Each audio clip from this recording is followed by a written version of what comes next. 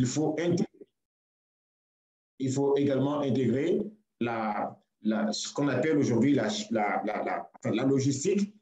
Quelle est la notion? Il faut comprendre quelle est la notion de la logistique, quelle est la nature juridique d'une opération ou d'une prestation de logistique, quel est le régime juridique de la prestation juridique, de la prestation logistique. Ce sont des aspects dont il faut tenir compte pour une bonne gestion des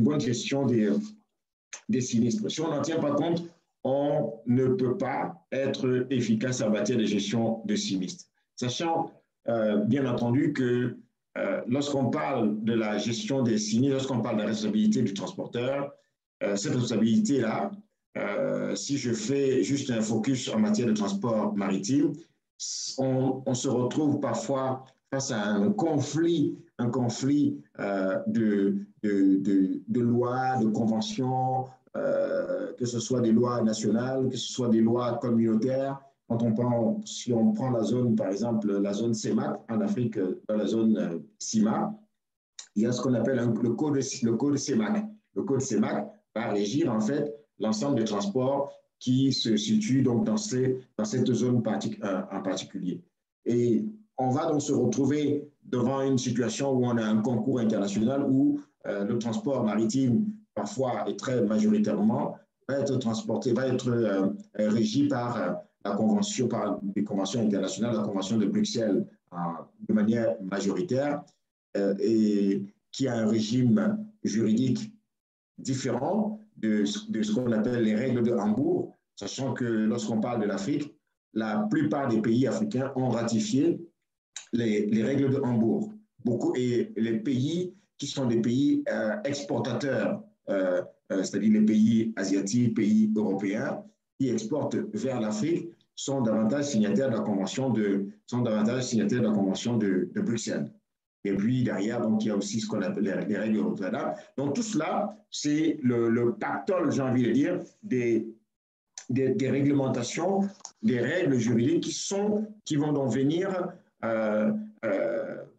qui doivent être intégrées pour pouvoir gérer correctement les sinistres. Les experts le sauront et ce n'est pas le but ici, ce n'est pas le point ici de pouvoir développer chacune de ces réglementations-là.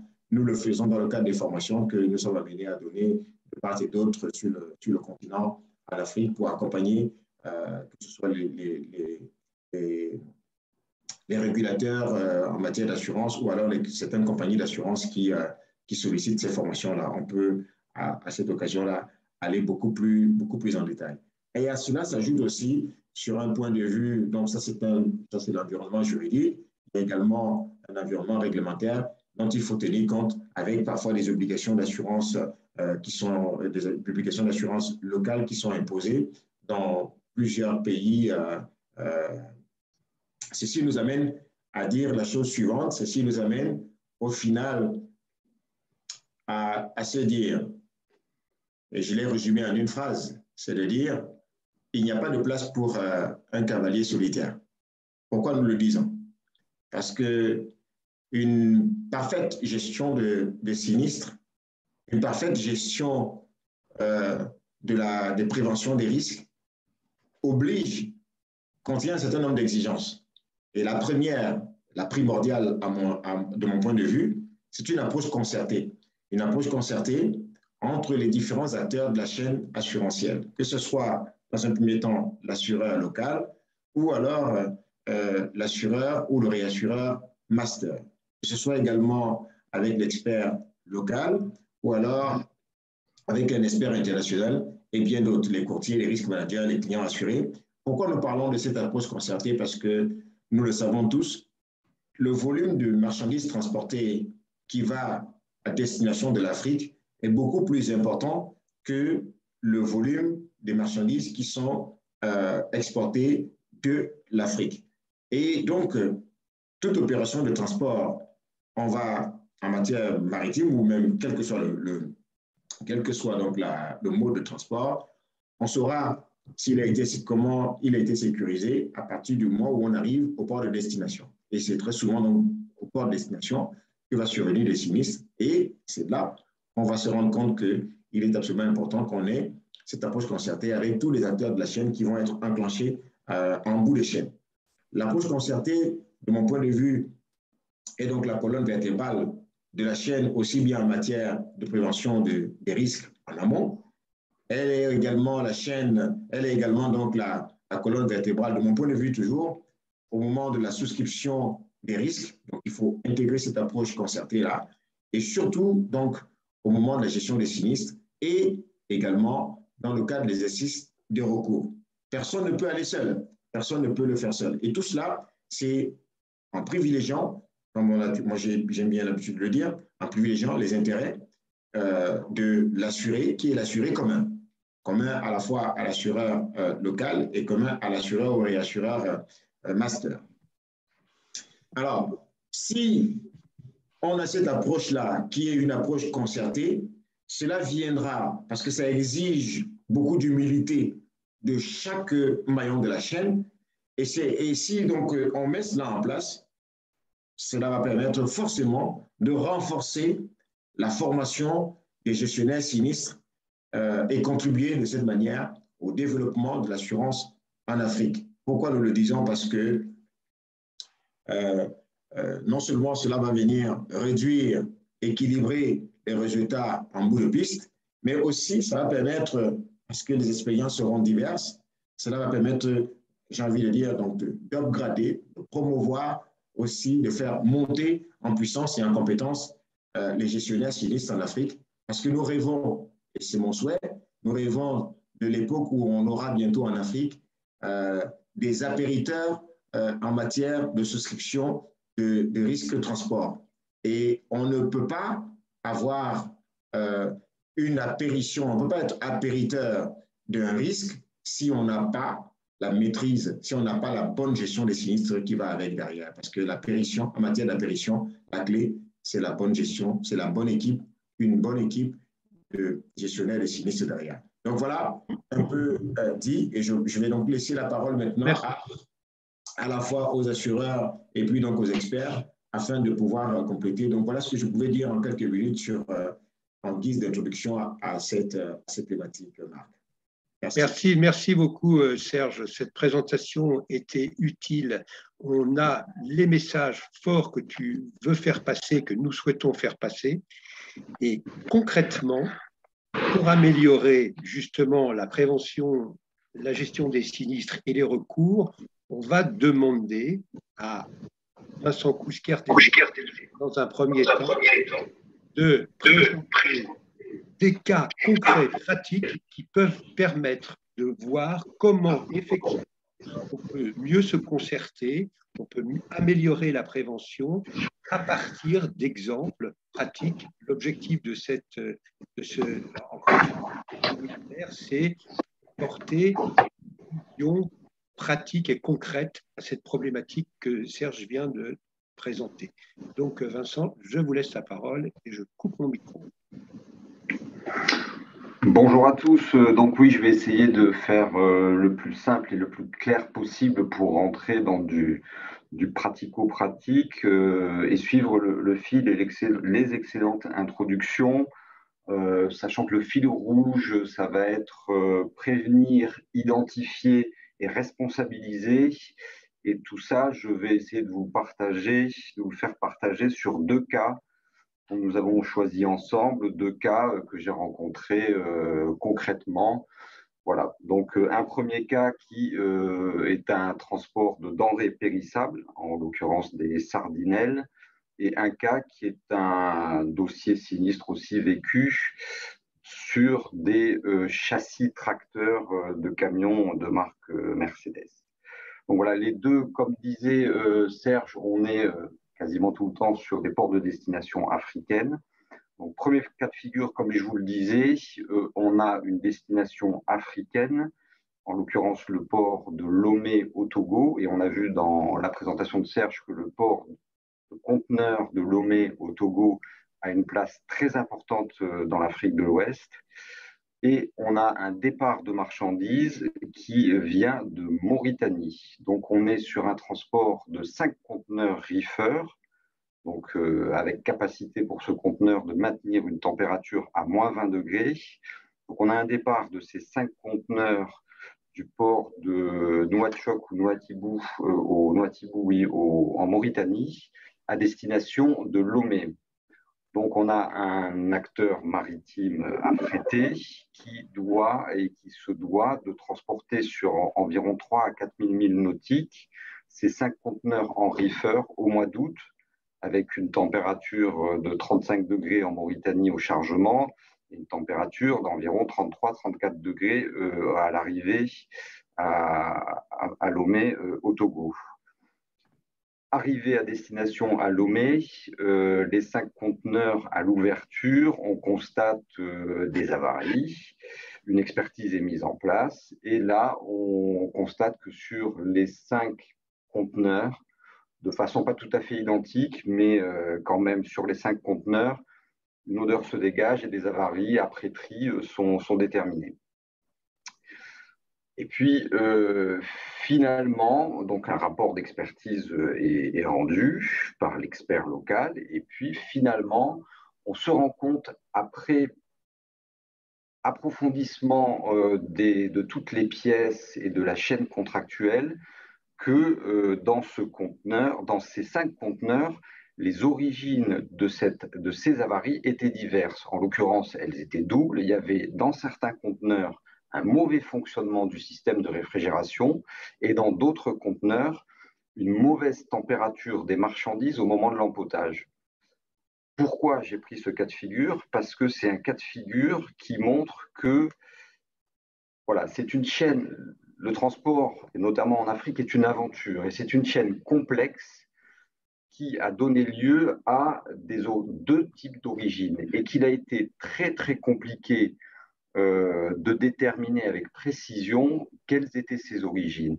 Mais ça vient aussi du fait qu'il a été compliqué de mettre en place cette chaîne de transport, puisque ces sardinelles ont été pêchées en Mauritanie pour être livrées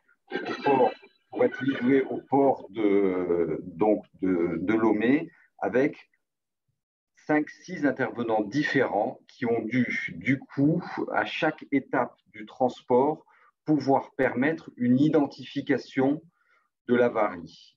Et ça, pour nous, c'est fondamental en transport, c'est-à-dire qu'on se doit, en tant qu'assureur, mais aussi en tant qu'intervenant au transport, d'être en capacité d'identifier le moment précis de l'avarie. Et c'est particulièrement compliqué quand on est sur de la marchandise à -20 qui est transportée dans des zones sur des longues distances et des zones avec une température extérieure à 35 degrés, évidemment, vous le comprenez. Donc, dans ce cas-là, il a fallu identifier précisément quelle était la chaîne logistique et transport. Et ça, c'est un premier message. L'identification et la mise en place d'une chaîne de logistique et transport précise permet une meilleure identification des avaries en cas de problème. Et évidemment aussi un meilleur suivi et une meilleure possibilité d'action en cas de problème pour éviter les avaries aussi. En l'occurrence, sur ce dossier-là, puisqu'on apprend à chaque dossier sinistre et à chaque avarie, on apprend pour essayer de faire mieux la fois d'après. En l'occurrence, on s'est rendu compte qu'il y avait un manque de suivi à chaque étape de la vie, si je puis dire, de ces marchandises, de ces sardinelles. Il y avait une absence de précise identification de à quelle température elles se trouvaient à cet endroit, puis cet endroit, puis cet endroit, puis cet endroit. Alors, on réfléchit notamment chez Helvetia, on réfléchit assez précisément à comment mettre en place, comment donner des possibilités aux assurés de suivre via du tracking et des mouchards précisément le suivi de ces 3000 milles nautiques et kilomètres aussi en post-acheminement et pré-acheminement de ces conteneurs. On a d'autres pistes aussi. On pourrait imaginer que ce qu'on appelle l'interchange pour des conteneurs dry pourrait être encore plus précis en matière de reefer. Bref, on réfléchit à des moyens de prévention pour ne pas se retrouver dans ce type de situation. Tout ça dans un but final, et tant le président Calameras que aussi Serge l'ont bien dit, parce que in fine, ce qui est fair play, c'est de responsabiliser la partie qui était en charge du moment où l'avarie a eu lieu. Donc ça, c'est très important, d'où l'importance de bien identifier pour pouvoir bien responsabiliser la partie qui se doit, après intervention de l'assureur, qui se doit de faire mieux d'abord pour la prochaine fois et qui se doit d'indemniser le propriétaire de la marchandise en l'occurrence. Donc voilà pour ce premier cas de figure. Deuxième cas pratique, là on est sur de la marchandise sensible, mais d'un autre point de vue, d'une autre sensibilité. On est donc sur de la marchandise qui part du port de Anvers et qui arrive un trafic régulier via un transporteur maritime spécialiste, un trafic régulier de tracteurs de volume assez important qui partent d'Anvers venant d'Allemagne et donc arrivent à destination au Cameroun, à Douala, zone portuaire aussi d'importance. Et sur ce trafic-là, on découvre au fil de petits dossiers, qui ne sont pas des avaries majeures, à la différence du premier dossier, on découvre que dans cette zone portuaire, sur ce trafic-là, plusieurs éléments des châssis tracteurs disparaissent lors du transport. On présume et on sait assez précisément que c'est lors du transport, mais on ne sait pas identifier à quel moment du transport ça a lieu. Et vous imaginez qu'entre Anvers et le destinataire final au Cameroun, il y a là aussi beaucoup d'intervenants, beaucoup de possibilités d'avaries, et sachant que ces avaries sont soit des petites avaries dommages, donc ça peut être un élément qui a été rayé du tracteur, soit alors, et c'est le plus important, des éléments qui disparaissent. Et donc, les camions, les tracteurs sont livrés finalement avec, il manque, ça peut être un allume-cigare, bref, des petites. Évidemment, l'assureur est interpellé au vu de la fréquence. Là, on n'est plus sur de l'intensité, mais on est sur de la fréquence. Et on nomme là aussi un expert local, un bon connaisseur de la place portuaire, hein, comme le disait Serge. C'est important d'avoir une chaîne des intervenants après sinistre ou en termes de prévention qui connaissent la place portuaire et qui se parlent et qui savent se parler. Et donc là, on a un expert nommé qui, après enquête délicatement menée de tous les acteurs, et on avait là aussi une dizaine d'intervenants, arrive à identifier précisément à quel moment ces marchandises disparaissent et sans qu'il y ait nécessairement pour le coup des recours mis en place parce que c'était compliqué le travail d'enquête et d'identification et de prise de rendez-vous de cette personne localement a permis de diminuer sensiblement les vols, les disparitions et ou les dommages sur ce trafic-là. Ce trafic et ce dossier, je l'ai pris aussi parce qu'on a essayé de mettre en place de la prévention, et pour vous dire que la prévention n'est pas toujours gagnante, on avait essayé de mettre de la prévention en disant, ah voilà, telle caisse qui se trouve à l'intérieur du tracteur, si on la joint au système d'allumage du tracteur, quand elle va être prise, ça va bloquer l'allumage du tracteur et on saura exactement où est le vol.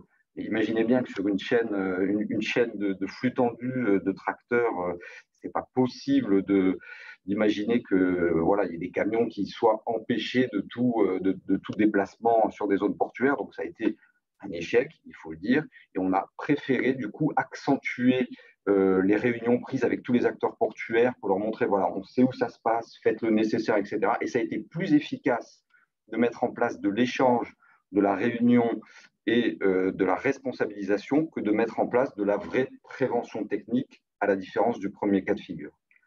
Donc voilà les deux exemples, sachant que j'avais aussi un message à passer en termes de responsabilisation. Il est vrai qu'il est très important, et Serge aussi le rappelait, de plus en plus de faire attention à l'assureur des personnes avec qui on fabrique la chaîne contractuelle du transport.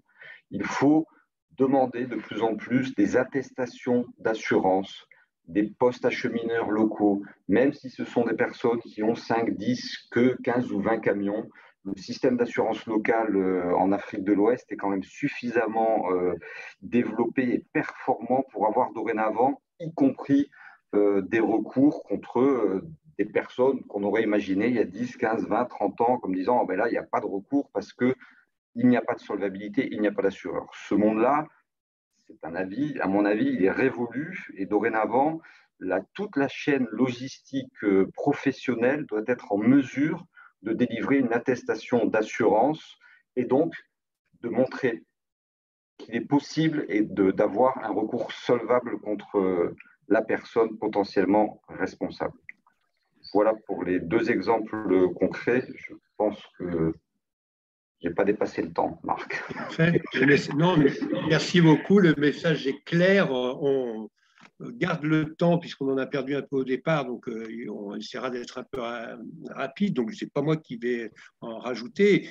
Moi, j'ai bien retenu ces deux exemples concrets permettent de mettre en évidence l'importance de la chaîne contractuelle et des garanties que l'on peut obtenir des différents intervenants. Ça, c'est très fondamental. Et puis, de voir ce travail de prévention et de recherche de la bonne solution.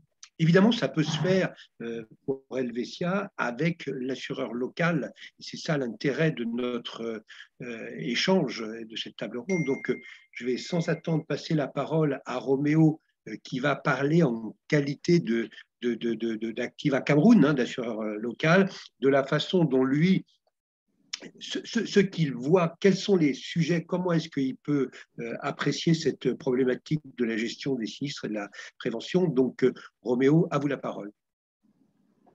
Merci Marc et bonjour à tout le monde, bonjour à nos invités.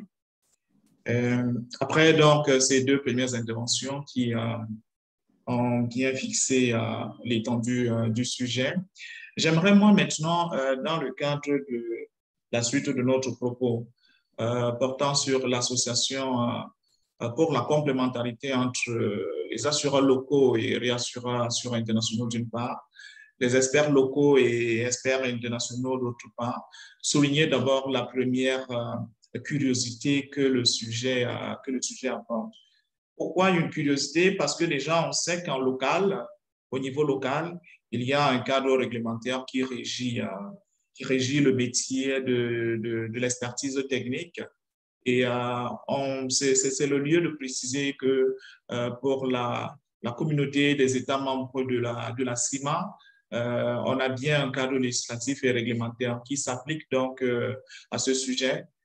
Pourquoi? Parce que les experts techniques seront placés sous le contrôle de l'organisme de tutelle qui est la Direction nationale des assurances. Et les experts techniques, dans la plupart de ces pays aussi, seront assujettis au préalable avant l'entrée dans le métier à une autorisation administrative.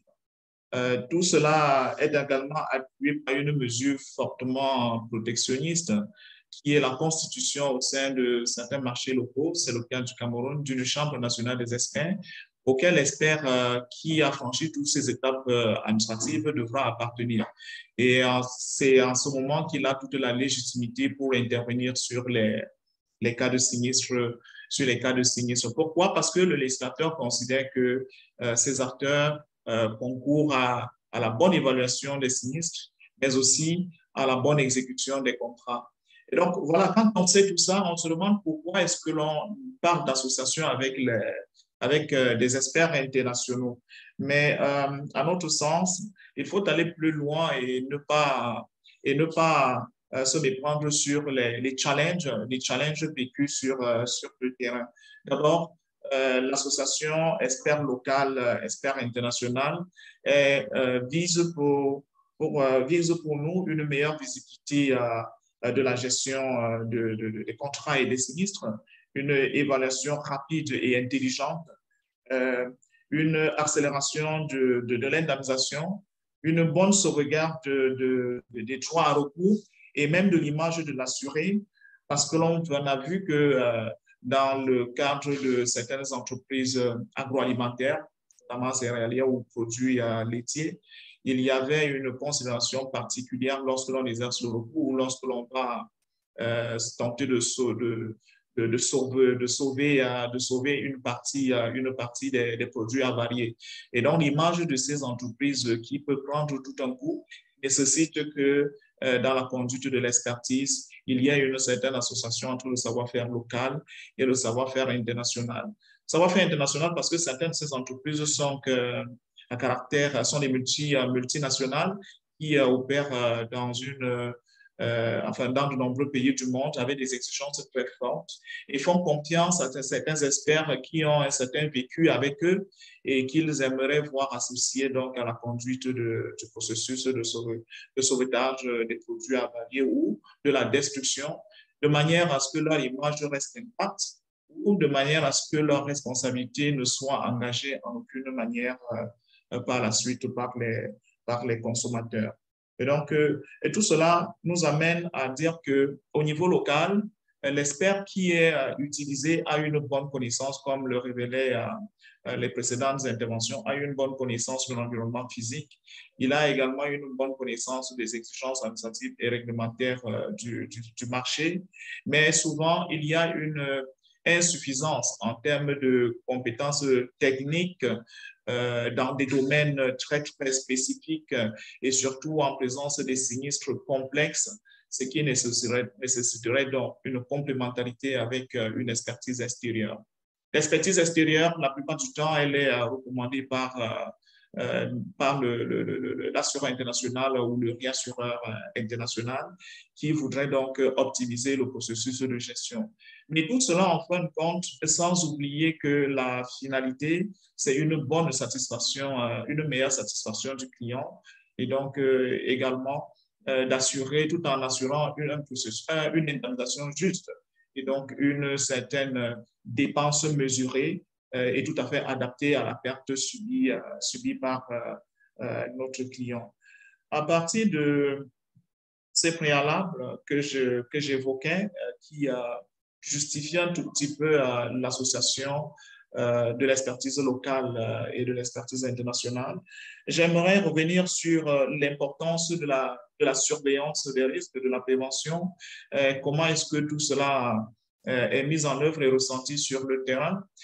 Au cours de cette dernière décennie, notre expérience suggère que les assureurs ont un peu reculé sur le plan de la surveillance. C'est sans doute lié à la compétitivité parce que nos marchés sont maintenant, avec la multitude des acteurs qui interviennent, c'est sans doute lié à la compétitivité des prix. Mais finalement, pour nous, la surveillance est absolument encouragée parce que les coûts liés à la surveillance doivent être considérés comme faisant partie de la constitution de nos tarifs et donc associés à la prime de risque et au coût d'acquisition et de gestion de nos polices. Pourquoi cette mesure? Parce que finalement, l'exercice de la surveillance, et pour être très concret, s'appuyer sur l'écart de la production d'une usine de production du coton et des produits dérivés que nous avons sur le cas du Cameroun, nous avons pu nous apercevoir qu'au lieu de continuer à relever les prix, au lieu de continuer à réduire le champ des garanties avec des clauses très, très restrictives et rigoureuses, en associant la surveillance du risque, on est passé d'un risque qui présentait finalement un caractère certain. On est parvenu à transformer le risque en quelque chose de gérable. Et ça, c'est une mesure qui s'est déployée, qui, pour être déployée, a nécessité le recours à un expert international parce que sur le plan local, on était plutôt mal lotis. Et donc, en associant nos compétences locales avec cet expert international qui connaissait très bien le processus de production du coton et la chaîne d'exportation du coton, on est parvenu à transformer le risque en quelque chose de maîtrisable. On a eu l'occasion de gérer, de tirer des fruits de cette surveillance pendant 5 à 6 années. Et ensuite, il y a eu une rupture parce que nous avons perdu cet expert qui ne pouvait plus intervenir à nos côtés dans le cadre de cette police. Revenu donc aux experts locaux, on a eu de la peine sur les 3 derniers exercices à stabiliser la sinistralité de cette police d'assurance et on est rapidement revenu à quelque chose qui s'apparente à un risque certain et donc décourage les assureurs et les réassureurs qui participent dans le compte. D'où l'urgence de revoir le mécanisme de la surveillance, de trouver un nouvel expert compétent et et de déployer cet accompagnement aux côtés de l'assuré pour les prochaines années. À la fin, nous associons tout ce processus très souvent à la contractualisation. Et donc, on associe l'assuré à ce mécanisme qui l'accepte et qui collabore. Et donc, la projection de la mission de surveillance de prévention a un déroulé qui lui est familier et qu'il accepte. Et très souvent, on n'a pas eu du mal à lui faire participer pour la partie qui lui est interne, c'est-à-dire les investissements nécessaires. Donc, on n'a pas eu très souvent du mal à lui faire admettre les investissements, les nouveaux investissements qu'il réalisera afin de soutenir le processus de surveillance que nous allons déployer. Et au final, l'intérêt, c'est de maîtriser très bien la constatation des dégâts à chaque étape du risque et surtout dans l'hypothèse d'un voyage. La surveillance va nous permettre de bien effectuer les constatations des risques ou des dégâts déjà survenus, d'assumer un bon partage et une bonne imputabilité des responsabilités aux différents opérateurs dans la chaîne et enfin faciliter l'exercice de recours. L'intérêt ultime sera la maîtrise des résultats et donc la rentabilité de la police et éviter à l'assuré chaque année de voir son budget assurance augmenter parce que le taux de prime est révisé à la hausse. Et donc, notre expérience, notre ressenti sur le terrain, c'est que les polices sur lesquelles nous sommes parvenus à combiner une bonne expertise locale avec une expertise internationale, que cette combinaison a été contractualisée dans nos polices.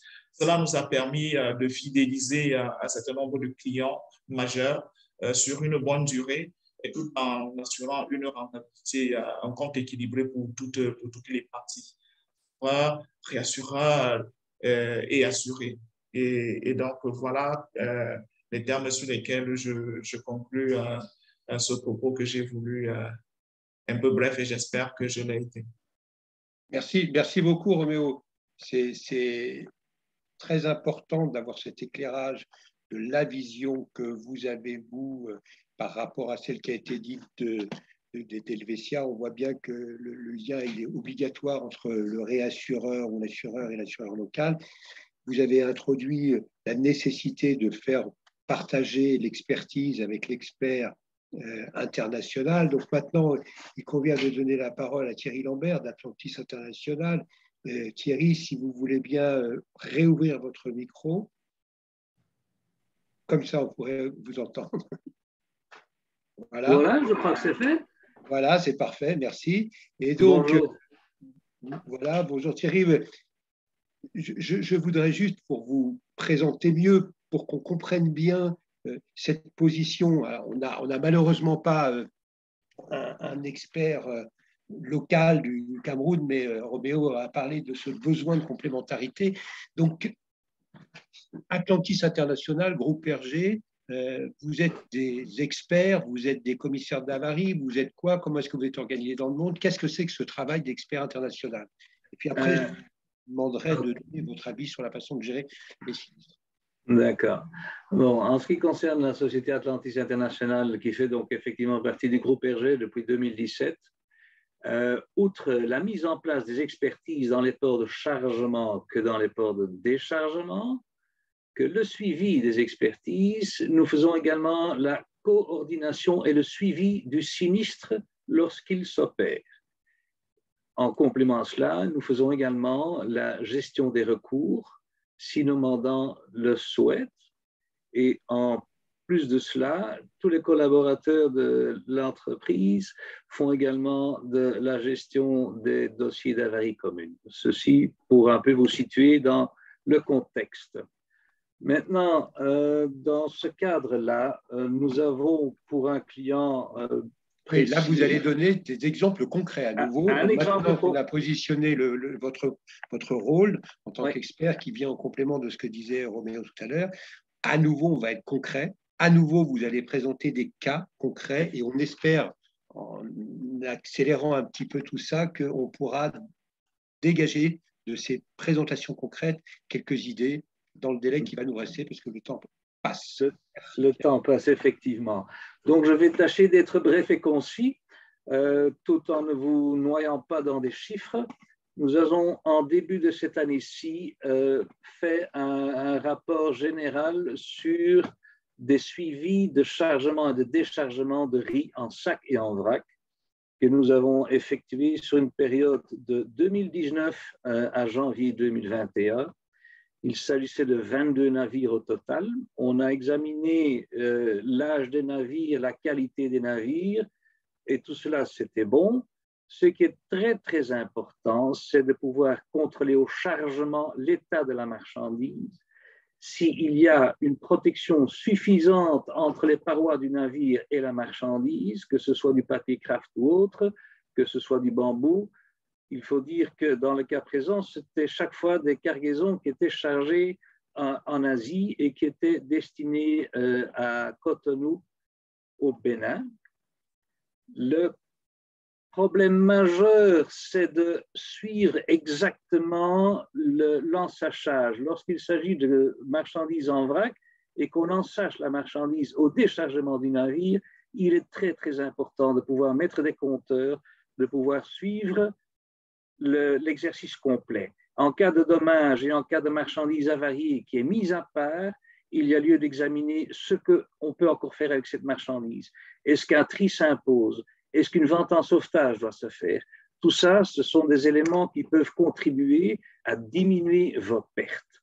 Le riz est une denrée qui est très, très fortement importée en Afrique, d'où la quantité nombreuse d'expéditions. Et dans l'ensemble, cela se passe assez bien. Maintenant, pour ce qui est de Cotonou, le manutentionnaire en question est une entreprise étatique. Donc là, c'est déjà un peu plus difficile de pouvoir faire des recours lorsque on a des dommages ou lorsque les pertes augmentent ou les disparitions augmentent. C'est un cas assez complexe, mais on y arrive quand même malgré tout. Ça, c'était un cas de figure. L'autre cas de figure, en fait, est un transport au départ de l'Europe à destination de l'Afrique. Il s'agissait d'une grue qui est partie d'Allemagne, qui a transité vers le port d'Anvers, qui a été déchargée à Cotonou et qui devait aller via la route à destination du Niger. Et lors du transport routier Bénin-Niger, il y a eu un accident assez grave avec la grue. Nous avons fait réacheminer la grue en Europe auprès du constructeur. Heureusement, la grue s'est avérée être réparable. Un débours assez sérieux parce qu'il s'agissait de 390 000 €. Et nous avons, pour nos clients, tenté d'exercer le recours. Il est toujours en cours, mais malheureusement, non plus à l'amiable, mais devant les tribunaux. Vu la complexité, nous avions un transporteur local du Niger et nous avions un tiers responsable également situé au Niger. Il y a eu un accident dans la circulation, dans ce sens qu'un véhicule privé a quitté la route et s'est embouti dans le camion qui a voulu braquer pour éviter la collision. Il s'est couché, la grue a été endommagée. Le problème dans ce cadre-là, c'est que l'assureur du véhicule qui pourrait être responsable de l'accident et l'assureur du véhicule transportant la grue, c'est le même assureur, la même société, mais avec des intérêts différents.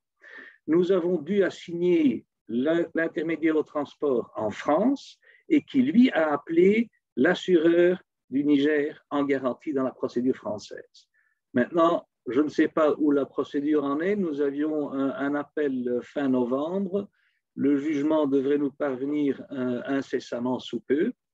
Mais donc ça, c'est un aspect que nous gérons également, mais qui est très complexe, comme le disaient déjà les orateurs précédents. En ce qui me concerne, j'ai quand même pris quelques notes de mes orateurs et j'avais noté ici que M. Serge Azébaza disait « Il n'y a pas de place pour un cavalier solitaire ». M. Vincent Cousquet nous disait « L'aventure reste fort pour un transport en Afrique et il faut l'identification des intervenants, c'est indispensable. » Et alors, notre orateur, M. Roméo, qui nous disait le savoir-faire local et le savoir-faire international, il faudrait pouvoir associer toutes ces compétences. Ceci me tend en fait à dire et de conclure que pour bien faire, il faut mettre en contact et rapprocher les gens qui savent avec ceux qui devraient savoir. Et je crois que si ça peut se faire à tous les échelons, ça épargnera pas mal de problèmes, tant pour les assureurs que pour les assurés. Voilà. J'ai été bref et concis, je reste dans les temps, j'espère. C'est une vraie expertise de la parole. Donc le temps est bien limité, c'est bien. Donc nous avons maintenant encore un tout petit peu de temps.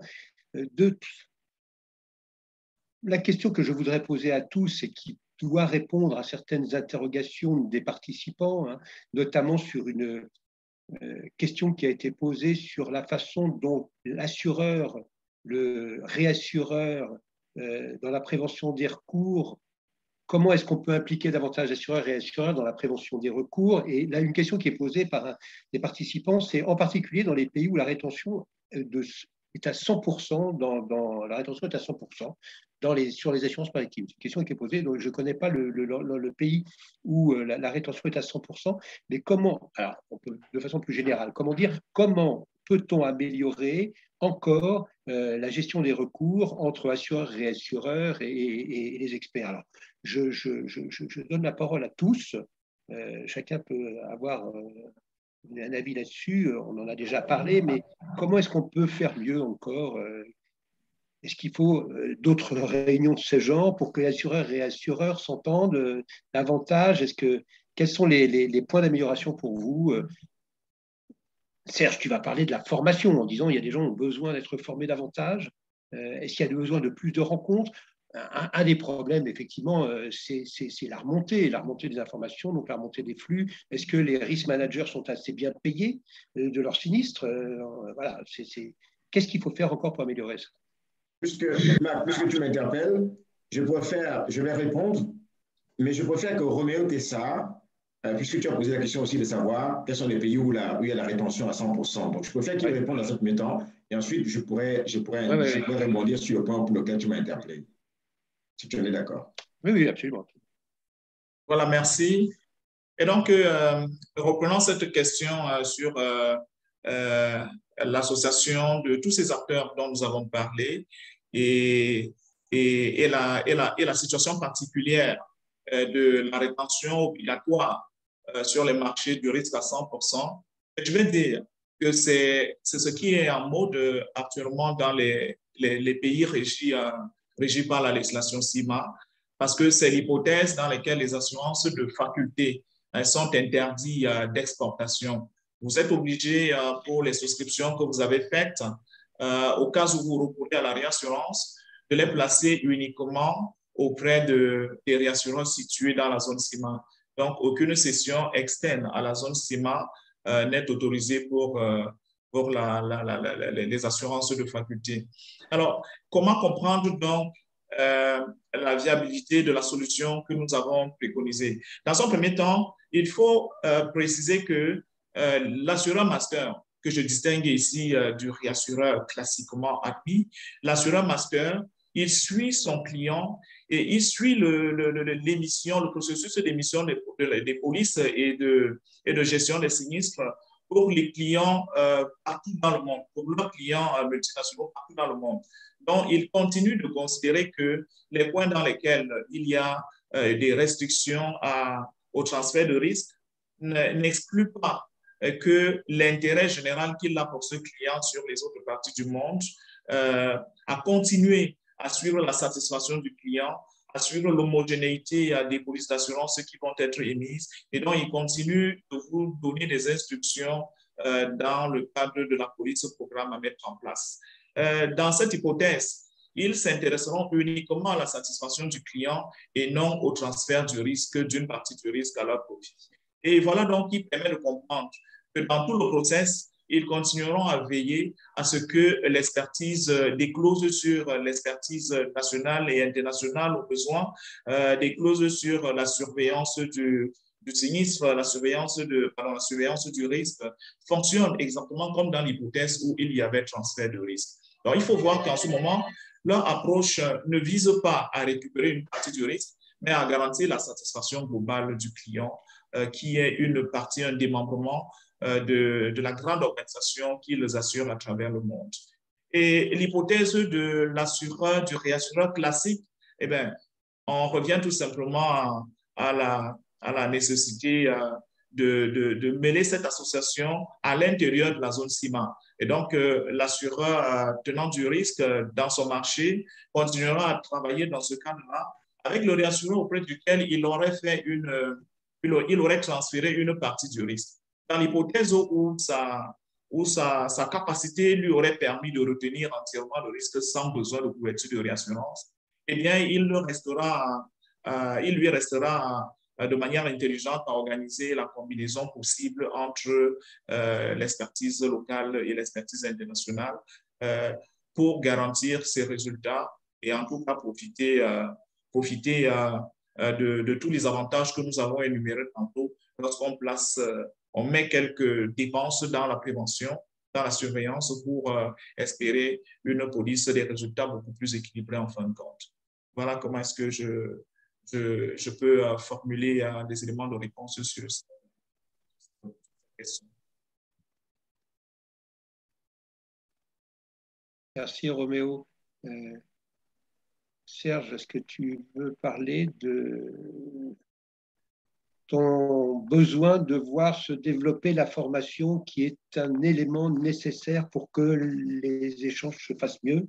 Absolument. Je pense que c'est ce qui... Merci beaucoup, Marc. J'emboîte le pas à ce que Thierry Lambert a dit tout à l'heure. Il a très bien dit, il a résumé, il a dit qu'il faut rapprocher ceux qui savent et ceux qui devraient savoir. En fait, et ce savoir-là ne peut passer que par le biais des formations, à mon avis. Parce que, et quand je parle de formation, c'est ce rêve-là que nous avons tous. C'est de voir en Afrique se lever, émerger, les compagnies d'assurance qui sont capables de tarifer, c'est-à-dire d'avoir déjà en matière de prévention, des services de prévention dignes de ce nom-là, d'être capable de pouvoir tarifer les risques transport au juste prix, d'être ensuite capable de pouvoir accompagner les clients dans la gestion des sinistres, c'est-à-dire avoir des départements, des services sinistres et recours dignes de ce nom. Ça ne s'invente pas. Ça passe par le biais des formations. Et quand je dis formation, ce n'est pas forcément en allant dans des grandes écoles. En matière de gestion des sinistres, je parle sous le contrôle de Vincent qui est là. On apprend très souvent sur le tard. C'est sur le tard que ça se forme.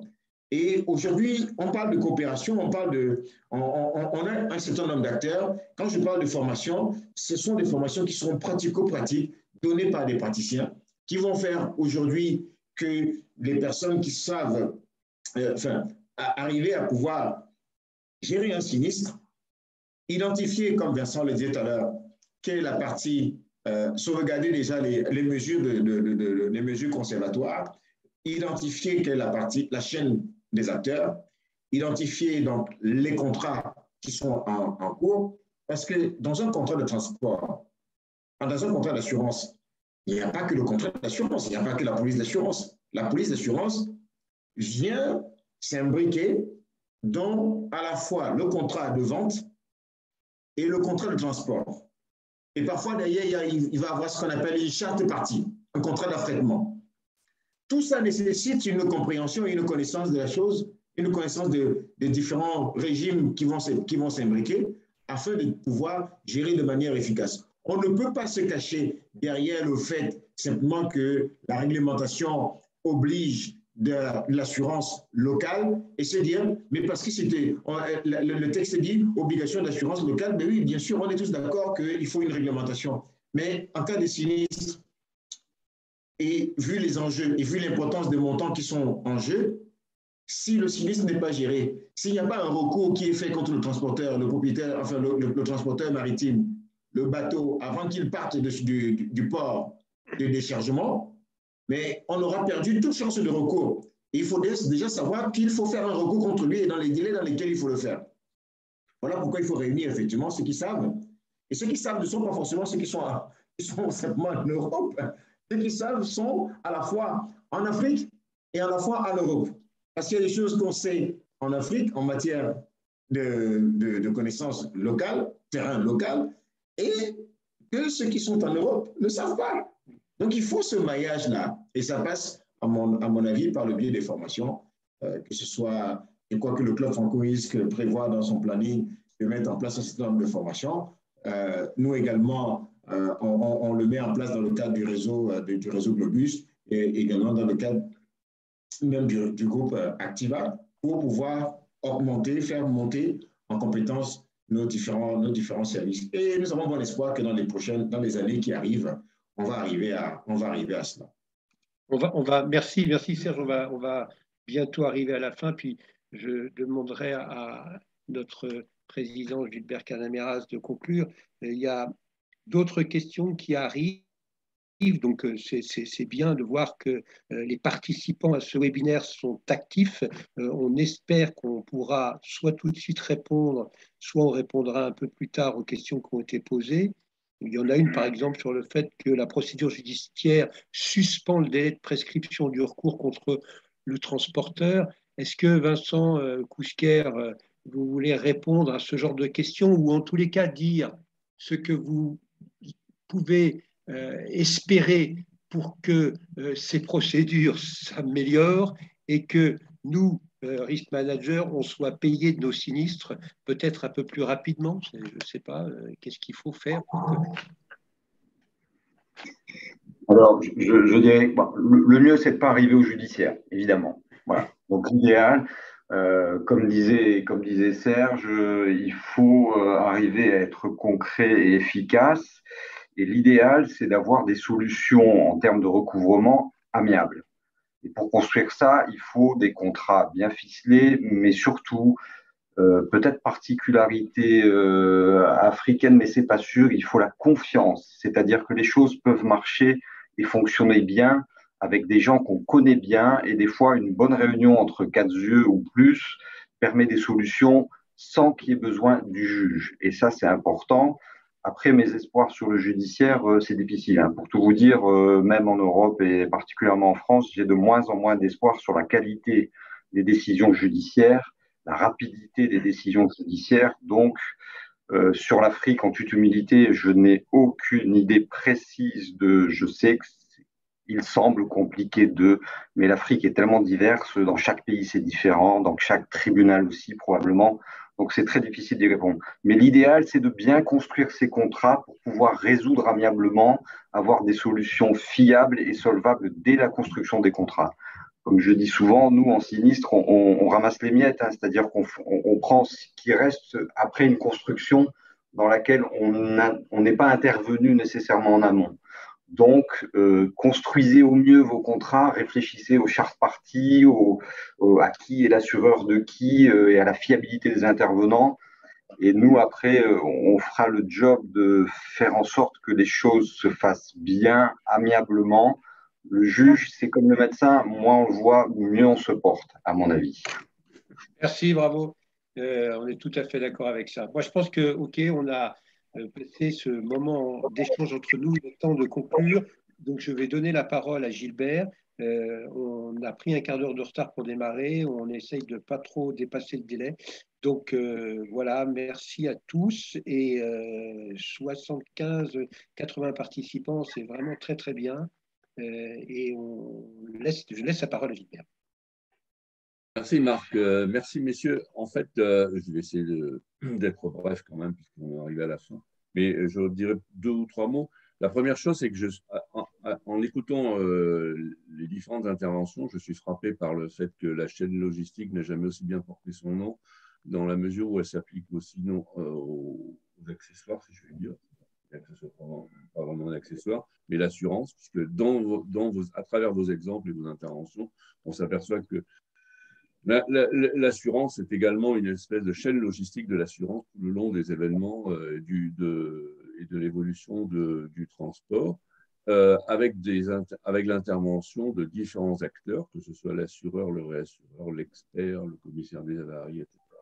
Et ça m'a beaucoup frappé. Et comme l'a dit Serge, c'est une activité dans laquelle on ne peut pas être cavalier seul. Ça, c'est évident et vous l'avez très bien expliqué. Et Vincent Consker a bien montré qu'à chaque étape, effectivement, il pouvait y avoir des interventions tout à fait pertinentes pour la résolution d'un sinistre ou d'un dommage. Et j'ai bien aimé également l'intervention de Roméo Tessa, qui montre que finalement, cette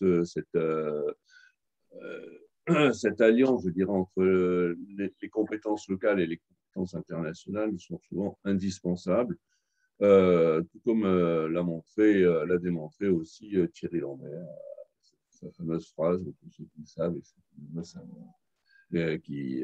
phrase qui sera date. Tout ça pour dire qu'effectivement, entre ceux qui le savent et ceux qui devraient savoir, il y a cette idée d'améliorer à chaque fois la formation des intervenants dans ces différents stades de l'activité transport et assurance. Et il est vrai, comme l'a dit Serge, que le club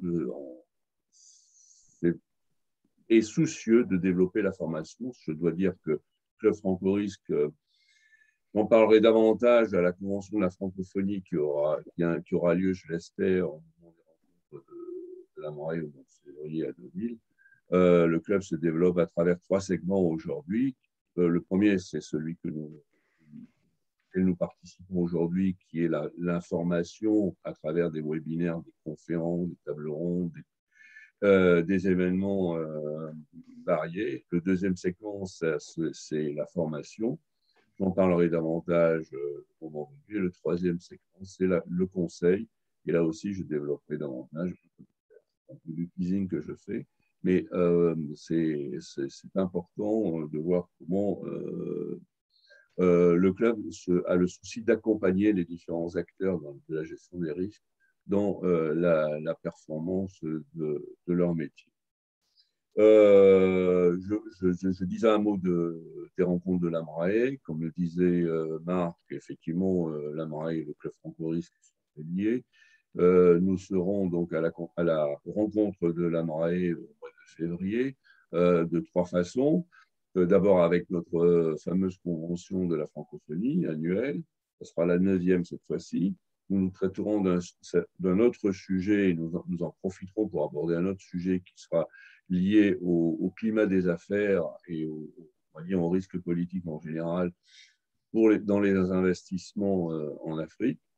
Nous interviendrons également dans un atelier et nous poursuivrons un peu la conversation que nous avons eue aujourd'hui sur le transport, puisque Marc animera un atelier sur le risque le transport aérien en Afrique, surtout à la suite de la crise sanitaire et économique que vient de traverser. Et puis, nous aurons évidemment notre fameux déjeuner de la francophonie avec une invitée de Marc, dont je ne dévoile pas encore le nom parce qu'elle n'a pas confirmé, mais qui nous permettra de voir l'importance de l'évolution, là encore, de l'activité en matière d'assurance en Afrique. C'est vrai que, comme l'a dit Serge, et ce sera le mot de la fin, on voit bien que cette activité d'assurance est très, très importante et cette activité d'assurance dans le transport est d'autant plus importante que l'Afrique devient l'acteur majeur du XXIe siècle de par sa démographie et son développement économique. Et je crois que nous sommes tout à fait fiers, je dirais heureux, d'essayer d'apporter notre petite pierre à cette contribution par nos activités au niveau du club franco. Voilà, je terminerai là-dessus. Je vous remercie encore tous pour votre participation. Comme l'a dit Marc, nous étions 85 participants au plus fort de ce webinaire, qui a été très, très suivi, puisqu'il y a encore 72 personnes malgré l'heure du déjeuner. Merci encore à tous. Bonne fête de fin d'année et à l'année prochaine pour les nouvelles aventures du Club Franco-Risque. Merci. Merci. Merci. Au revoir à tous. Au revoir. Au revoir.